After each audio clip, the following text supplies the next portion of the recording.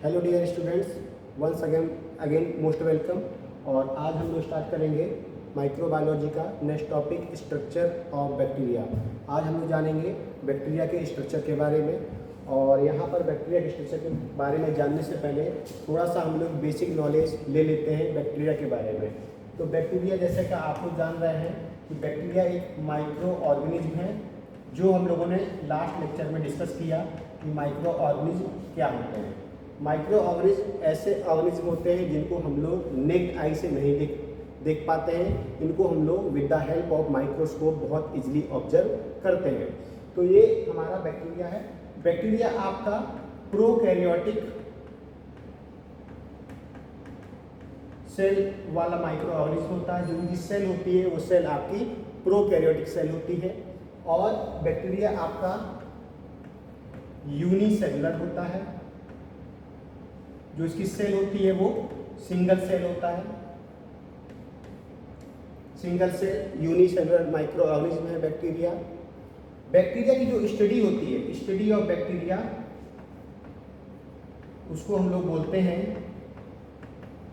Bacteriology.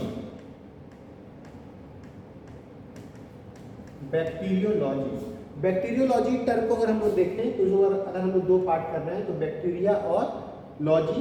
Bacteria का मतलब हो गया आपका related to bacteria, and logy आपका ग्रीक वर्ड लोगो से मिलकर के बना हुआ है। और लोगो का मतलब होता है स्टडी या फिर science. Science which deal with bacteria और study about bacteria is called as bacteriology. ठीक है। अगर इसके बाद हम लोग बैक्टीरिया की शेप की बात करें तो बहुत सारे बैक्टीरिया आपके कोकस शेप के होते हैं।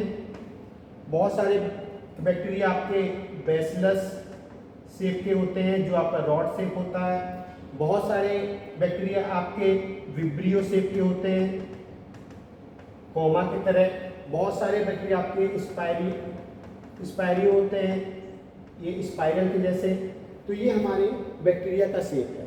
तो ये हमने हल्का सा बेसिक नॉलेज दिया बैक्टीरिया के बारे में कि बैक्टीरिया एक माइक्रो ऑर्गेनिज्म है और जो इसमें सेल होती है वो प्रोकैरियोटिक सेल होती है। ये यूनिसेलुलर माइक्रो ऑर्गेनिज्म होते हैं, मतलब सिंगल सेल होती है। और स्टडी ऑफ बैक्टीरिया, अगर किसी बैक्टीरिया के बारे में हम लोग स्टडी कर रहे हैं तो उसको हम लोग बैक्टीरियोलॉजी बोलते हैं। अगर इनका शेप देखा जाए तो ये कोकस, बैसिलस, विब्रियो और स्पायरियो शेप में पाए जाते हैं। और अगर हम लोग आगे देखें तो बैक्टीरिया का जो एक साइज रेंज होता है, बैक्टीरिया का जो साइज रेंज होता है वो लगभग 1 माइक्रोमीटर टू 10 माइक्रोमीटर होता है। कुछ बैक्टीरिया की स्पीशीज ऐसी भी है वो 1 माइक्रोमीटर से छोटे भी होते हैं, और कुछ स्पीशीज ऐसी भी है जो 10 माइक्रोमीटर से अधिक भी होते हैं। लेकिन एक नॉर्मल रेंज देखा जाए तो 1 माइक्रोमीटर टू 10 माइक्रोमीटर इनका साइज रेंज होता है। ये माइक्रोस्कोपिक होते हैं, इनको हम लोग नेक्ड आई से नहीं देख सकते हैं। इनको विद द हेल्प ऑफ हम लोग माइक्रोस्कोप ही देखते हैं। आगे हम लोग जानते हैं कि इनका स्ट्रक्चर कैसा होता है, स्ट्रक्चर ऑफ बैक्टीरिया। तो यहाँ पर मैं इसका स्ट्रक्चर आपको बताऊंगा 1 बाय 1 में। आपको सारे पार्ट्स इसके बताऊंगा और आप उसको एक डिस्क्रिप्शन के रूप में एग्जाम में लिख सकते हैं। तो जो ये बैक्टीरिया होता है ये कैप्सूल शेप का होता है।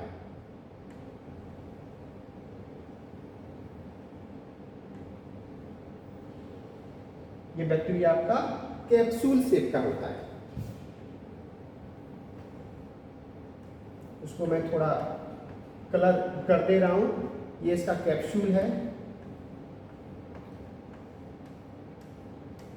और ये अल्ट्रा स्ट्रक्चर ऑफ बैक्टीरिया अक्सर आपके एग्जाम में आता है, तो उसको थोड़ा सा आप लोग देख लीजिए बढ़िया से, एग्जाम के पॉइंट ऑफ व्यू से इम्पॉर्टेंट है। और बैक्टीरिया के बारे में ये आपका क्लास 10th में भी आप इसको पढ़े होंगे, इंटरमीडिएट में भी इसके बारे में पढ़े होंगे, और बी फार्मा फर्स्ट ईयर में ह्यूमन एनाटॉमी एंड फिजियोलॉजी में भी आप बैक्टीरिया के बारे में थोड़ा बहुत आप इसको जाने होंगे। तो ये आपका एक कैप्सूल हो गया, इसी को बोलते हैं कैप्सूल। ये बैक्टीरिया का आउटर मोस्ट लेयर होता है, आउटर मोस्ट लेयर कैप्सूल।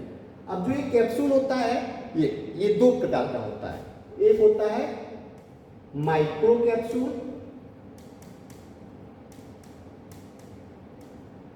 एक होता है आपका मैक्रो कैप्सूल। जो माइक्रो कैप्सूल होता है इसकी थिकनेस आपकी 0.2 माइक्रोमीटर से अधिक होती है, सॉरी कम होती है।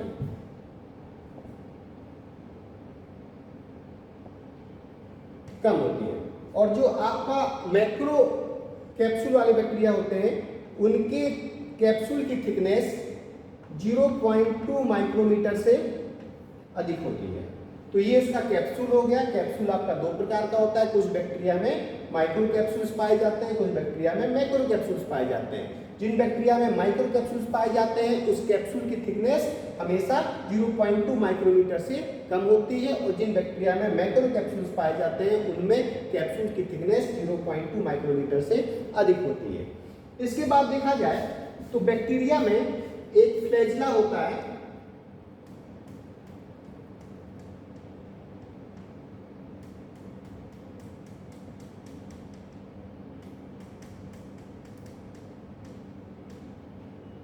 फ्लैजिला, जिसका पर्पज होता है मूवमेंट। बैक्टीरिया की जो मोटाइल एक्टिविटी होती है, जो बैक्टीरिया मूव करता है वो फ्लैजिला के हेल्प से ये मूव करता है, फ्लैजिला। तो यहाँ पर नॉमिनेशन में देखा जाए दो पार्ट हो गया, पहला कैप्सूल, दूसरा फ्लैजिला। नेक्स्ट हम लोग आते हैं बैक्टीरिया में कैप्सूल के बाद सेल वॉल होती है, सेल वॉल, और सेल वॉल के बाद सेल मेम्ब्रेन होती है,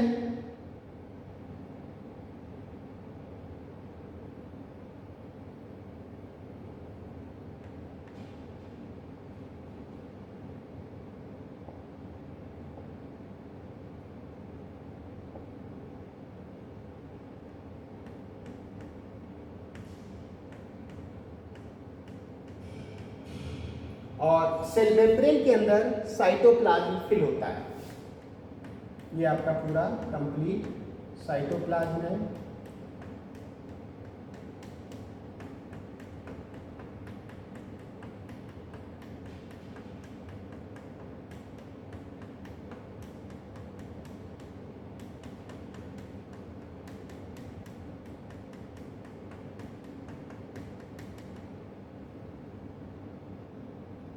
और बैक्टीरिया के अंदर जो न्यूक्लिक एसिड होता है वो साइटोप्लाज्म में सर्कुलेट होता रहता है, न्यूक्लियोइड बोलते हैं।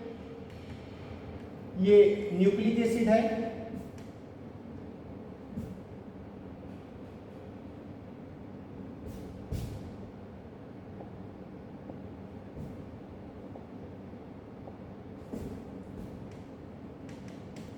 ये बैक्टीरिया का न्यूक्लिक एसिड है जो एक न्यूक्लियस के अंदर स्टोर ना होकर के उसके साइटोप्लाज्म में ये सर्कुलेट होता रहता है, ये घूमता फिरता रहता है, स्टेबल नहीं रहता है। और इसमें देखा जाए तो डीएनए 60% होता है, आरएनए 30% होता है, और प्रोटीन कंटेंट 10% होता है। ये आपका न्यूक्लिक एसिड है बैक्टीरिया का। इसके बाद देखा जाए तो बैक्टीरिया के अंदर राइबोसोम पाए जाते हैं, और ये राइबोसोम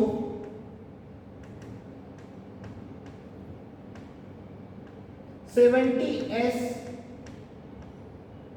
यूनिट के होते हैं। 70S टाइप के राइबोसोम्स होते हैं। और राइबोसोम का फंक्शन आप लोग जान ही रहे होंगे, इनका काम है प्रोटीन सिंथेसिस करना, प्रोटीन सिंथेसिस करना। इसके साथ साथ इसमें मीसोसोम्स पाए जाते हैं बैक्टीरिया के अंदर साइटोप्लाज्म में, मीसोसोम्स पाए जाते हैं। और इन मीसोसोम्स का काम सेलुलर रेस्पायरेशन होता है। जो बैक्टीरियल सेल रेस्पायरेशन मैकेनिज्म करती है वो मीसोसोम्स के हेल्प से करती है। और इसके अलावा इनमें कुछ बॉडीज पाई जाती हैं जिनको इंक्लूजन बॉडीज बोलते हैं। इंक्लूजन बॉडी ये organic and inorganic both nature की होती हैं। इसमें ऑर्गेनिक एंड इनऑर्गेनिक ग्रेन्यूल्स पाए जाते हैं। It contains organic and inorganic granules. और इनका काम है कि बैक्टीरिया के अंदर जो ऑस्मेटिक प्रेशर है उस ऑस्मेटिक प्रेशर को ये रिड्यूस करती हैं और साथ ही साथ ये एनर्जी को स्टोर करके रखती हैं। ये ऑर्गेनिक एंड इनऑर्गेनिक ग्रेन्यूल्स हैं। ये आपके बैक्टीरिया के अंदर के ऑस्मेटिक प्रेशर को रिड्यूस करती हैं और साथ ही साथ एनर्जी को स्टोर करके रखती हैं। एनर्जी को स्टोर करती हैं, energy store and reduce osmotic pressure, और ऑस्मेटिक प्रेशर को ये रिड्यूस करती हैं। और इसके साथ साथ इस कैप्सूल्स के जो बैक्टीरियल कैप्सूल हैं इनके चारों तरफ हेयर लाइक स्ट्रक्चर पाई जाती है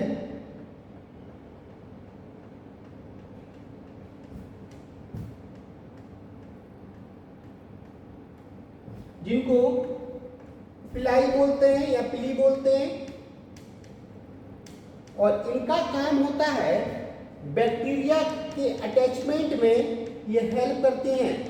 अटैचमेंट में साथ ही साथ कुछ सेक्सुअल पिलाइस भी पाई जाती हैं, वो बैक्टीरिया के रिप्रोडक्शन में भी हेल्प करती हैं। तो इस प्रकार से मैंने यहाँ पर आपको बैक्टीरिया की एक कंप्लीट स्ट्रक्चर बना करके मैंने बताया कि ये आपका बैक्टीरिया है। इससे पहले मैंने आपको बताया था कि बैक्टीरिया आपका एक प्रोकैरियोटिक यूनिसेलुलर माइक्रो ऑर्गेनिज्म है। बैक्टीरिया की जो हम लोग स्टडी करते हैं उसको हम लोग बैक्टीरियोलॉजी बोलते हैं, ठीक है। और इनकी साइज रेंज की बात करें तो ये 1 माइक्रोमीटर से 10 माइक्रोमीटर के नॉर्मली पाए जाते हैं। कुछ बैक्टीरिया आपके पैथोजेनिक इन नेचर होते हैं जो हमारे लिए हार्मफुल होते हैं, जो कोई इन्फेक्शन को कॉज करते हैं, और कुछ बैक्टीरिया ह्यूमन के लिए बेनिफिशियल होते हैं, ठीक है। और इनको हम लोग माइक्रोस्कोप से देख पाते हैं। अब मैंने आपको यहाँ एक चीज और बताई थी, थोड़ा यहाँ पर हम लोग देखते हैं कि अगर हम लोग इनकी कैप्सूल की बात करें तो कुछ बैक्टीरिया के अंदर माइक्रो कैप्सूल पाया जाता है। बैक्टीरिया का जो आउटर मोस्ट लेयर है वो माइक्रो कैप्सूल का बना होता है। तो जो माइक्रो कैप्सूल्स वाले होते हैं उनको सिर्फ हम लोग इलेक्ट्रॉन माइक्रोस्कोपी से ही ऑब्जर्व कर सकते हैं। लेकिन जो मैक्रो कैप्सूल वाले बैक्टीरिया हैं इनको हम लोग नॉर्मल कंपाउंड माइक्रोस्कोप या लाइट माइक्रोस्कोपी से भी हम लोग ऑब्जर्व कर सकते हैं, ठीक है। तो ये आपका बैक्टीरिया का एक स्ट्रक्चर हो गया जिसमें कैप्सूल है, मीसोसोम्स है, पिलाई है, न्यूक्लियाइड्स है, सेल वॉल है, सेल मेम्ब्रेन है, इंक्लूजन बॉडीज है, 70H टाइप के राइबोसोम्स है, फ्लेजला है, और आपके इस प्रकार से आपकी कंप्लीट स्ट्रक्चर बैक्टीरिया की हुई। तो ये अक्सर आपके सेक्शन ए या सेक्शन सी में बैक्टीरिया की स्ट्रक्चर एग्जाम में पूछी जाती है। तो स्ट्रक्चर को आप जरूर बनाइए एग्जाम में, और पॉइंट वाइज इनकी सारी प्रॉपर्टी को उसमें डिटेल से लिखिए। और साथ ही साथ थोड़ा सा एक बेसिक बैक्टीरिया का इंट्रोडक्शन जो हमने वीडियो की शुरुआत में डिस्कस किया उसको जरूर लिखिए। तो ये आज का टॉपिक हमारा फिनिश होता है, structure of bacteria. Next video में मिलेंगे हम लोग न्यू माइक्रोबायोलॉजी टॉपिक के साथ। Thank you so much.